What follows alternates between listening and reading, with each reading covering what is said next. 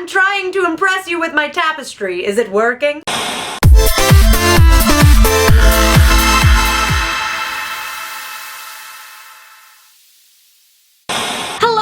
Beans, and welcome to another Sit Down Sunday, the day of the week where we take a break from talking about all the geeky and nerdy things that we love, and we have a more real conversation. Though I'm sure you're saying to yourself right now, Kristen, I read the title of this video and it seems to be the exact opposite of what you just said. But I promise you'll understand in a minute or so why it will be a deep conversation. So let's get into it. Today I am answering the question, why do you love Harry Potter so much? Over the years, I have gotten this question like so many times, more in real life than on the internet, because I think people on the internet just get it more. There's such a home for fandoms, and especially for Harry Potter on the internet, but in real life, there are a lot of people that genuinely don't understand it. And I think a lot of the people that ask me that question haven't found something in their life yet that they love as much as I love Harry Potter. And I don't say that in a bad way, I just mean maybe they haven't found a TV show or a book or a program that they are as passionate about as I am about this series. But the reason that Harry Potter means so much to me and why that series just has had such an impact on me, I think is really specific to my experience, and I feel like a lot of people that are really passionate about something,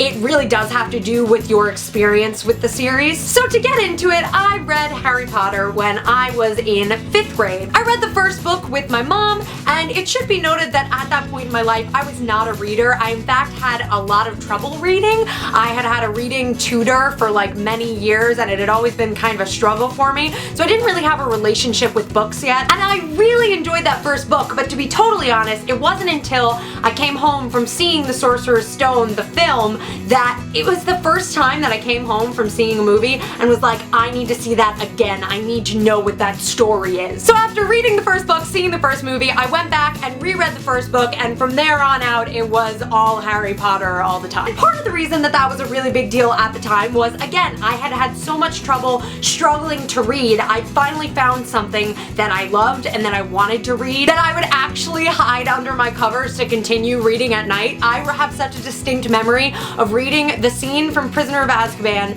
when Sirius Black comes in and shreds the curtains, and being underneath my blanket with a flashlight and being terrified. I remember reading Chamber of Secrets before Chamber of Secrets came out, which was a great deal because I was like so on top of it and I was so excited to see these scenes come to life, but I was also terrified at the time of how they were gonna poke out the basilisk's eyes because I wasn't into gore. On that level, it meant a whole lot to me because it meant that I finally like dug myself into reading and I no longer felt like I was an underachiever, you know? So that was part of the reason why at the time it was a really big deal for me. But the main thing that I think really shaped my Harry Potter experience was that it came into my life at a time where I felt unbelievably lonely. When I was a part of the Dear Me project last year, I talked a little bit about this in the video, but 5th grade was basically the worst year of my life. Definitely the worst schooling year of my life. I was severely bullied. I was actually cyberbullied. That's really crazy to think about. I was cyberbullied in 5th grade. The viewers around my age will definitely remember this, but when we all had AIM, AOL Instant Messenger,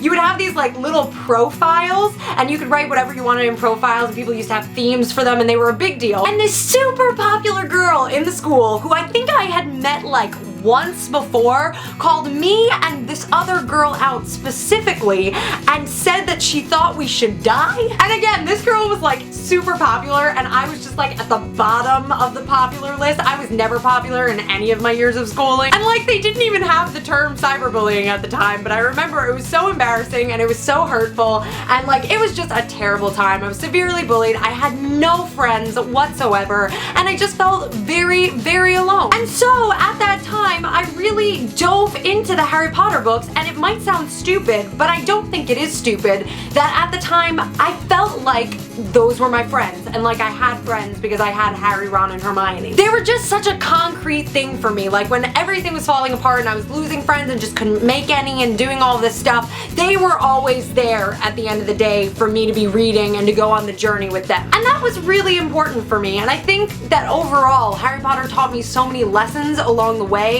and it just helped me stay positive, because there were many situations in the book where characters felt like outcasts. Hermione in the first book, Harry in a bunch of the other books, and somehow I think those books just helped me separate the people that were picking on me from me. Like I almost would look at the girls that would like be totally hating on me, just being really, really awful as Crabbe and Goyle. Harry Potter just provided a safe space for me, and as the years went on, it actually provided a community for me. I would go to the book midnight releases as well as the movie night releases, and I would see the same people over and over again there, and you'd start to talk about it with people, and it ended up becoming a social thing for me. I would go on all the Harry Potter chat rooms and the Leaky Cauldron and all of these websites and play around on J.K. Rowling's websites, and it made me feel like I was not alone. And so when people say things like Harry Potter was their childhood, I really resonate with that because I don't know who I would be without Harry Potter. And again, I don't think that's stupid. I actually think that that's a commendable thing. It really helped me through an awful, awful period of my life. So many memories from my childhood are connected to Harry Potter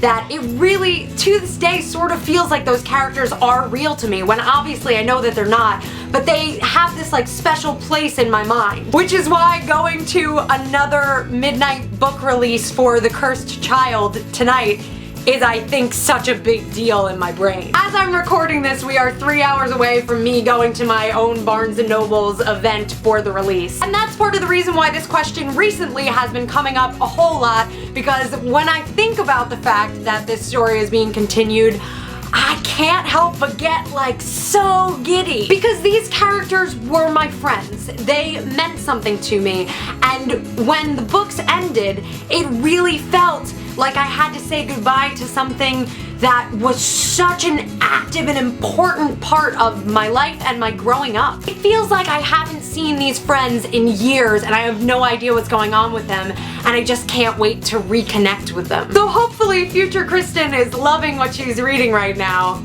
I think it's gonna be really magical. And I hope all the people that have a similar relationship with Harry Potter that I do, that you feel the same. And that's where I'm gonna end today's video. I would absolutely love to hear your Harry Potter stories, or something that you are super, super passionate about in the way that I'm passionate about Harry Potter, in the comment section below. Tell me all about it. If you didn't see my Pokemon Tinder video yet, go and check it out. I think it's a laugh. As always, if you like this video, be sure to hit that thumbs up button, and if you need to explain your Harry Potter obsession to someone, maybe share this video. You can get the conversation started. If you want to find me on other social media, see some of my cosplay stuff, here is all of my information, and hitting that subscribe button is the best birthday present you could give Harry Potter, so do it. And speaking of which, happy birthday, Harry Potter. I will see you in my next video.